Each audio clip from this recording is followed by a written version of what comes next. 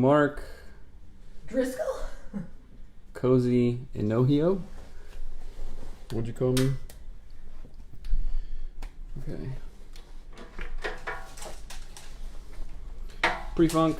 Good morning. Welcome. Day 16. Monday morning.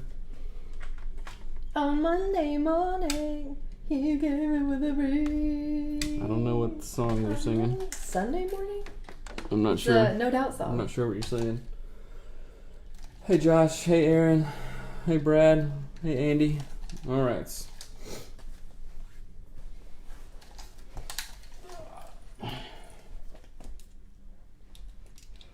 I don't have. Cozy in Ohio. Oh. Ohio. That's funny. Cozy. Modest Mouse? Check. Cozy in Ohio. Why the Tiger? What's up? Check. Good morning. How's Monday treating everybody? Good, I hope. I'm flipping fantastic. Good.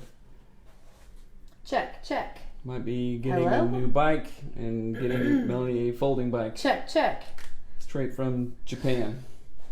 My bike? Hello? Probably. Your microphone is significantly louder than mine. Check, check. Hello? Four. Good morning. Four. Check. Hello and welcome. Check yours. Hello and welcome. Good morning. Mariner? You said good morning to me. Ooh, good morning, Aaron Davis. More famous. I got a sass. Will you get my water, please?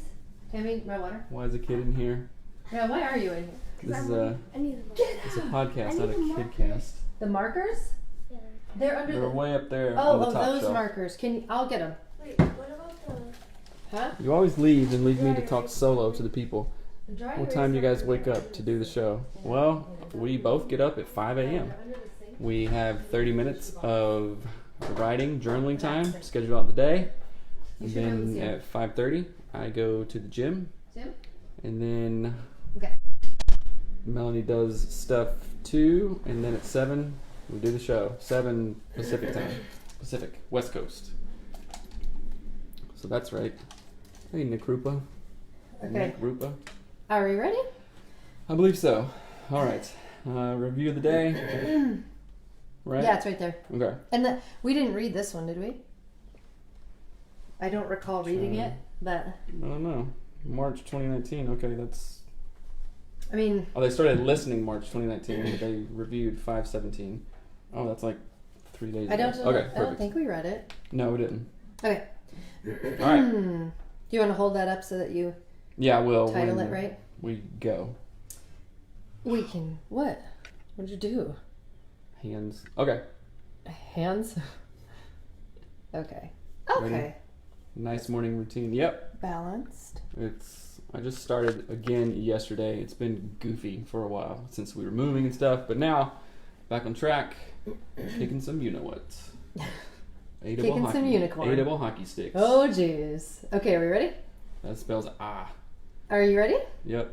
I still feel like our levels are not correct. Check, check, check. Hello. I'm judging the neighbors across the way. They're standing outside on their deck smoking while we record. Don't judge a people. Growth It's Mindset podcast. irritating. I'm All just right, kidding. are we ready? Okay. Yes. Okay. Hello and welcome to the Anatomy of Marriage podcast. I'm your host, Melanie Studley. Good morning. My name is Seth Studley. I am a licensed marriage and family therapist, and today is day 16 of the AOM 100 Days of Q&A. If you're new here, welcome. We have over 100 episodes on all sorts of different relationship-related topics. Check out season 1 of the show. It has a whole workbook that is free and available to you. And we love you. That's why we make the show.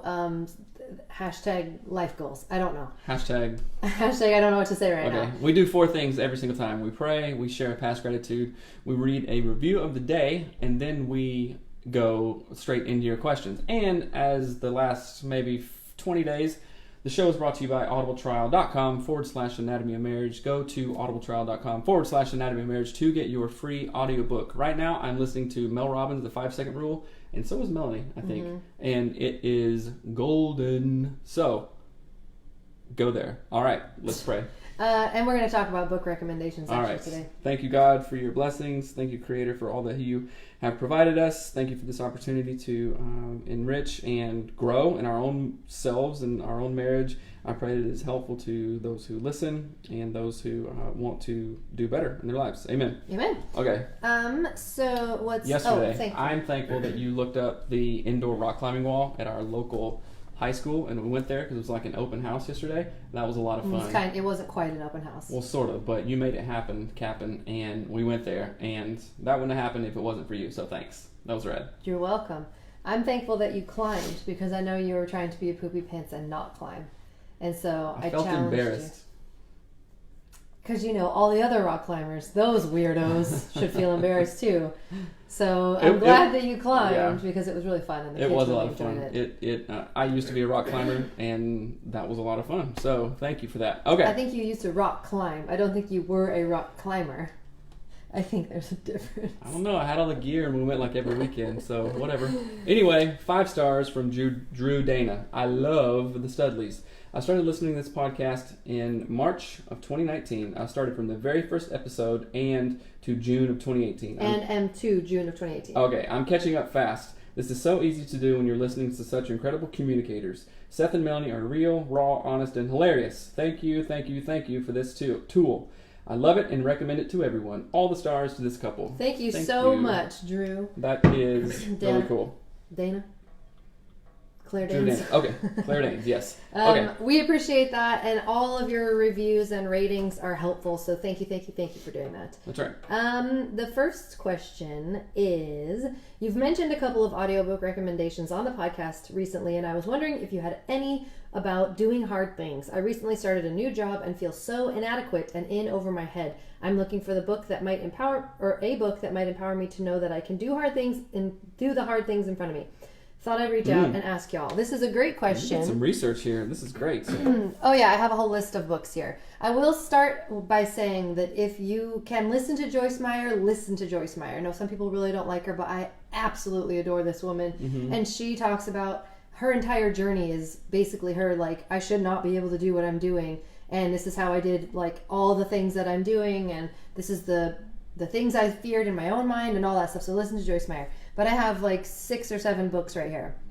The first one is The 5-Second Rule by Mel Robbins, which we're currently listening to. Mm-hmm. Hold on. I want to give a little bit about that. I listened to a podcast, I think Lewis House podcast with Mel Robbins on it. And if you guys have listened to any amount of time, you know about me doing the cold dip. And the 5-second rule, I would count down in order to do the cold dip like in the freezing of winter, and it really changes your brain. And we're listening to the book right now, and it's really, really cool. She also has a TED Talk that she did in like 2012 or something. So The 5-Second Rule by Mel Robbins. Take Control of Your Life by Mel Robbins. I just finished that last week. It is phenomenal. It's like real couples in her training or coaching sessions, and it's all these different topics. It has a full free workbook. Check that out. Right. The one that I love is I Hope I Screw This Up by Kyle Cease.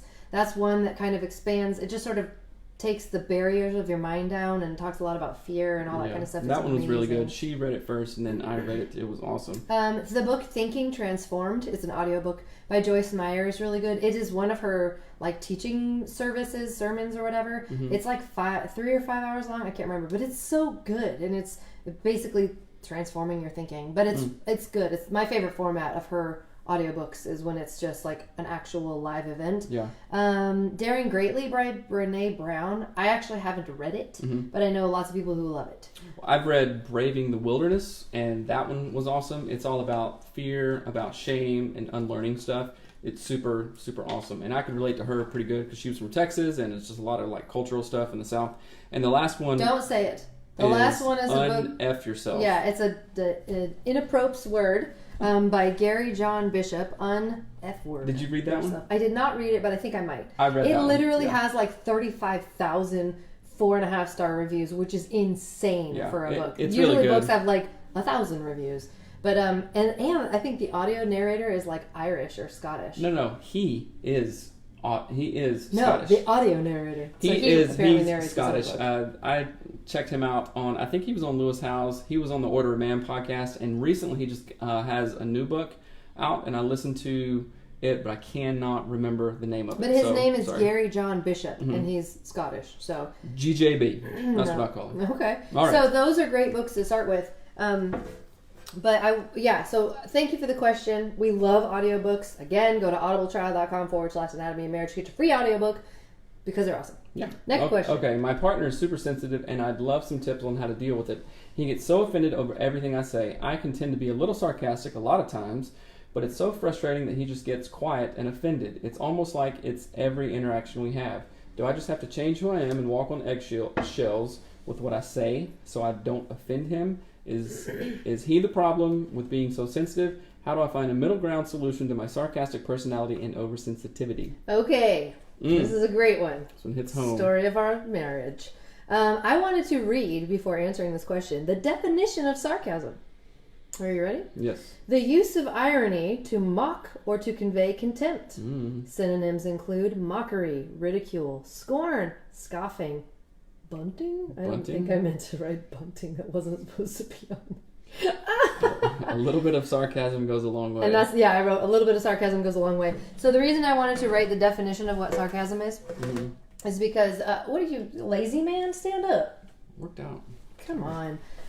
So sarcasm, a little bit of sarcasm does go a long way. And sarcasm, as you heard just now in the definition, has no positive qualities unless you include bunting. I didn't know that the definition of sarcasm was the use of irony to mock or convey contempt. I didn't either.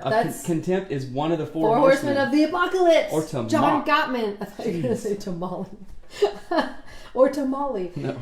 No, so that's why I wanted to read it. I sat there for a minute and I thought, I don't even know the definition of sarcasm. Like, I know what it is, but what's the definition of it? I love to do that, to like Pretty search harsh. up words. It is. Yeesh. And so the thing that's hard about sarcasm is that if you learned it in your family, like I did, family of origin, well, actually, for starters, check out the episodes in season 1 on family of origin. And I don't know if I have the word. I mean, there's sarcasm conversations all over season 1 because it was such a big deal in our marriage. And that was exactly what I thought. So do I just have to change who I am and walk on eggshells so Seth's not upset all the time because he's a baby and he can't handle my awesome sarcasm? So imagine this. Okay, so yeah, you do, because sarcasm is like, it shuts people down. And this listener says, oops, he gets quiet and offended.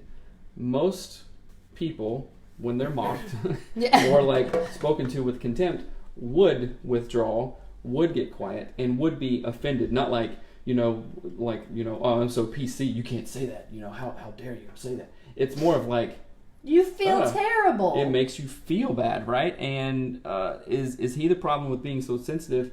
Well, maybe a little bit, but what happened in our marriage, Melanie conditioned me to be like that. I'm like, why?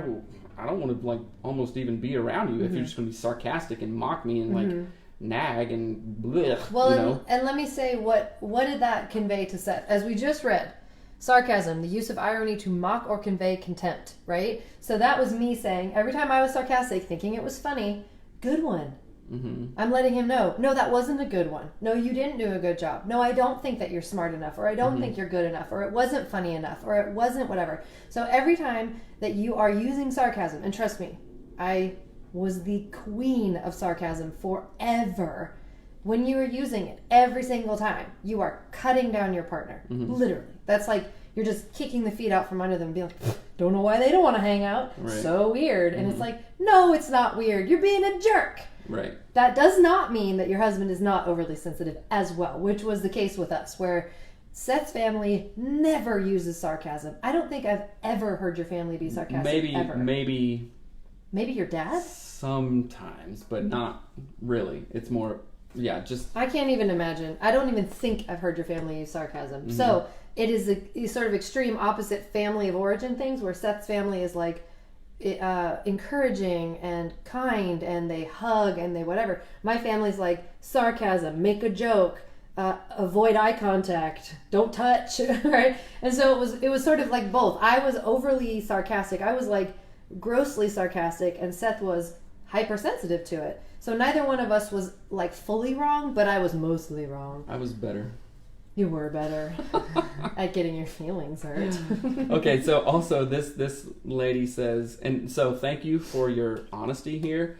And this lady says, I can tend to be a little sarcastic a lot of times. So whenever I have a new client and they say, well, well, especially with my youth clients, they're like, well, I smoke weed sometimes. It's like, I mean, just like hardly ever. That always means they smoke every day. Yeah. Right? Or like, I drink a little bit, you know, it's like, whatever. It's like. Just here and there. Yeah, and there's a thing in like the substance use disorder treatment world. It's like, okay, yeah, I don't have a problem. I drink, you know, two beers a day. That automatically almost translates into 5 or 6. Yeah, because you always underestimate. I actually do have a you problem. always, and this is I think in general, we always underestimate our bad qualities and overestimate our good qualities. I have a really funny image for this. I don't know where it came from, but it's so funny in my mind. So imagine that you had a salt shaker, and instead of salt inside of it, you had like belly button lint and gross things like toenail clippings. And you were like, oh, I just am sort of sarcastic sometimes. And you're like, salt shaking belly button lint hair on food, and be like, well, just go ahead and eat that. Just a touch of lint, just a touch of toenail clippings. But yeah, I mean, then you're asking. But if you're used to it, but you're asking your partner to eat it and just pick the toenails off. Like, it's no big deal, but it is a big deal, and it isn't pleasant. And I think I'll never shake salt again. But it's what I think of, like, people who are sarcastic don't understand the weight of what they're doing. To other people, to their friends. One of the biggest things for me was when my coworker, who was one of my best friends at the time, told me, "You're really mean." And I was like, "No, I'm not." And she was like, "Yeah, you are." And it's because I was sarcastic all the time, which is mean. Being sarcastic is mean. Remember, we've talked about most. Hold on, our son wants to hug us. It's on his checklist. Yes, you may. You won't complete your checklist without hugging us first. Oh, I love you so much. Say hello. Say hi to everybody. Hi.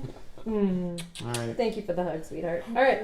See you later, Ace. Off you go. Bye. Ace Ventura. Close the door. Okay, what was I saying? We've talked about this before, but usually sarcasm and other kind of character traits that we just go, oh, I'm just always like that. Uh-huh. That is, in my experience, most of the times a mask for something else. It's a defense mechanism. It's a defense mechanism. Maybe you were insecure. Mm-hmm. Maybe you were, I don't know what it was, but I would like for this person to look a couple layers beneath the sarcasm. Why am I sarcastic? Yeah. So it says, Mel, how did you change that in yourself? It was awareness. It was like me saying enough weird things like belly button lint and toenail clippings and a salt shaker to realize this actually is harmful for people. And I have to figure out how to stop, because it is a defense mechanism. Because in my family, I'm the youngest of 5. My older siblings were mean. That, like, they weren't terrible, but they weren't nice. And they would always be sarcastic to me. My feelings were hurt all the time as a kid from my older siblings. I wasn't allowed to do things. I was so much younger than them. So maybe it was a retaliatory thing, a defense mechanism. Retaliatory? You wanted to retaliate. It was a noodle. Retaliatory. Rigatoni. But yeah, so it wasn't that I wanted to retaliate. I wanted to deflect. It was like playing tennis and, hey, dude, get out. I love you so much. Right. Get out. I don't know. Go. Now you see the patience Give run it 10 out. minutes. But so I was doing it as a way to not feel so hurt. So I was just throwing arrows back as much as I could. So I learned everyone's going to be mean to me. I might as well figure out how to fight back. You might as well. In fact, you thought, you know what? I'm going to do preemptive strikes. Oh yeah, like I was always ready. I was always ready for someone's going to say something mean. Everybody's going to laugh at my ideas. I was always being laughed at as a kid. Always. And so I was like... That's interesting, because you get triggered sometimes when I laugh at you. Every time you laugh at me, I just feel like an idiot, because that's all I knew from my older siblings as a kid. Was everybody's making fun of me. Everyone thinks my ideas are dumb. Everybody laughs at the mistakes I make. And so I was like... You were devalued. Like a porcupine. Like I had my quills out always. And so sarcasm was my pointiest quill, and I could use it the fastest. So I honed the skill of the quill. And but the thing that I had to realize was that Seth wasn't gonna hurt me. Sometimes he did on accident, but that didn't mean I needed to attack him. I wanted Seth to be my safe place and my partner and my friend, but how do you be friends with someone who's got all their quills out going, right? You know? Yeah. whatever that sound was. But for me, it took realizing that if Seth did that to me, I would die. If I wanted him to be close to me, I had to stop. And it's a huge process. So it's like I would be sarcastic and then have to apologize. And then it's sort of like that. But your family of origin never apologized, so that was even more. That was difficult. even it was like triple hard because Yeah. I was like, well, don't know how to do that one either. Yeah. But it's possible. I find it really interesting that a lot of the questions we get, we have either lived through or I've had shared experiences with other people, mostly clients, and it's all just normalizing. You know, it's like all these questions, somebody's going to go, oh, yeah, that's speaking directly to me. You know what I'm saying? I just find it's helpful for me to kind of process through this stuff as well, thinking like, oh, people are just human. We have these defense mechanisms. We have these good things, and we all mostly try to do our best. Yeah. You know? Yeah, I mean, but it's a lot of self-awareness on that one. I want to That's read true. some of the questions up here. The next question that we have is really like super switching gears and kind of long. Should we save it for a different Yeah, time? let's save that one because Someone asked about wait, what were you going to say? somebody asked about your green drink. I know, that's again. what I was going to say. My green smoothie You need to is put that on. I have. the I'll show website you or what it something. is. So This is the recipe. I make 10, just give me a moment, 10 of these containers every Sunday, maybe. Mm-hmm. And it has romaine lettuce, spinach, lemon, avocado. Mint. It doesn't have mint anymore because I Oh. don't care and it is expensive. And I don't have it in the yard anymore. And then it has spirulina. I started putting spirulina in there. So, and orange juice. Just a little bit of orange juice. So I'm wondering where you got the idea from that. How did that happen? Who You're so who weird. did it first? Why are you so fixated with I did it first? 'Cause I'm it's reading fun. it first. So it's from, what is it? The Plant Paradox. The Plant It's Paradox by Dr. Stephen Gundry, which is also a really good It's book. a detox smoothie that I modified the recipe for and make in bulk because I absolutely love how I feel when I drink it. Mm-hmm. So it's like when I wake up in the morning, I make a coffee with Tully's espresso, only the finest premium espresso out there, and then I drink my smoothie while I do my makeup and while we podcast, and I love it, and it's makes me feel amazing, makes me Right. feel full. I mean, and it's not the point is not to feel full, but I have like blood sugar stuff, so I just love how I feel. So again, lettuce, just romaine lettuce, spinach, lemon. You know, people are going to ask you for spirulina. the. I made a video on things. my Facebook page. I'll share it. Oh, you should share it on the thing. Yeah. Okay, Seth, you said you're not doing 75 hard like Paul. What are you doing? I need health. I need on the health train too. Okay, so Listen to Mel Robbins' 5-second rule. That will help you get on the health train. But go ahead. And yeah, it listen. really will. So I do good when I eat slow carb, not just a bunch of junk, and I do good when I don't drink as much. I'll be honest with you, was drinking not like a ton, like getting drunk every night, but having like 2 or 3 He beers. just smokes weed sometimes. No, I don't smoke weed. But drinking too much, and then I like feel that just kind of like I don't know, collecting in my body, and it like just it feels heavy. It's like I feel too heavy. So You're yeasty. well, I don't know, maybe I don't know. But anyway, so I'm doing no alcohol for 30 days. Started yesterday. And I'm mad as a hornet. No, just kidding. No alcohol for 30 days. Wake up at 5. I run 5K, which is like 3.5 miles in 30 minutes. And then I do a full body workout, different targeted areas of my body. And then don't do the cold dip anymore because I don't have my giant trough, but I do end with a cold shower after a hot shower. So slow carb, almost a gallon of water, coffee, and A gallon of coffee. No, not a gallon, but I'll have a cheat day probably on Friday. But other than that, slow carb, and you lose weight just like that, and you feel like $1 million. Well, you so, lose weight like that. Maybe that's not everybody. that's what I'm doing. How do your families feel about you sharing so much of their shortcomings? They don't listen. Yeah, they don't listen. That's kind of part my of it. dad doesn't know what a podcast is. My grandma. Well, my mom listens sometimes. Yeah, her mom and her sister listen sometimes, but nobody in my family knows about what a podcast is. So, If they found out, man, would we be sunk. well, my grandma, who is 93 and is hilarious, she always asks, "Well, what are you doing? You know, this podcast." And I said, she's like, "Well, how many do you have?" And She said, what do you have, like 10? How can you talk about marriage? I was like, Grandma, we have over 200 episodes.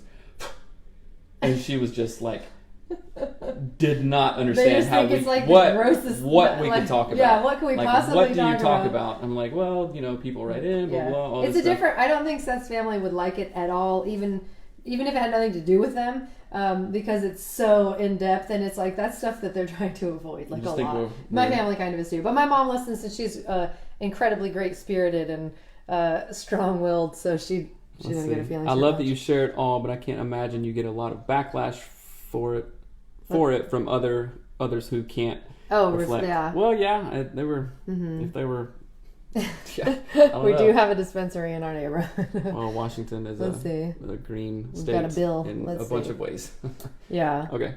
Okay, I think that's everything. So I can't remember. No, this All is right, good. We're about 21 minutes. So, okay. So tomorrow we'll be back and we're going to talk about being in a relationship that you're not sure you want to be in and how to navigate that. This is a dating relationship, not a Mhm. marriage. But we're going to talk about that and send in more questions. We can talk about anything we want to tomorrow, as the same as every day. That's right. You can send your questions to hello@anatomyofmarriage.com. And please rate and review the podcast if you enjoy this show, if it's helpful to you. You can also go to patreon.com/anatomy of marriage Oh, yeah, and that's support good. us We haven't plugged financially. that one. We haven't at all. We need to start, doing Yeah, that. we do have a Patreon page. Donate $1 a month, Mm-hmm. whatever. We anything is helpful. And also, we did talk about 5 or 6 books that have really helped us have a growth mindset and go through a bunch of stuff. You can literally get a free audiobook. Go to audibletrial.com/anatomy of marriage. Get a free book. They're not going to blast you with junk email. You get a free book. Even if they do, accept their junk email. Audible is amazing. That's They right. are So- amazing. Okay, you guys are awesome. We love you. We will catch you tomorrow and have an awesome day. Have a good one. Later. Bye. Okay, bye. It's always so weird because I'm like, my brain Yeah, is I on know. the thing. Thanks, guys. You're Yes, rad. thank you so much. Okay, let's see. We're going to end this. See you tomorrow. I'll try to put the smoothie recipe up if I can Oh, yeah. think of Okay. it.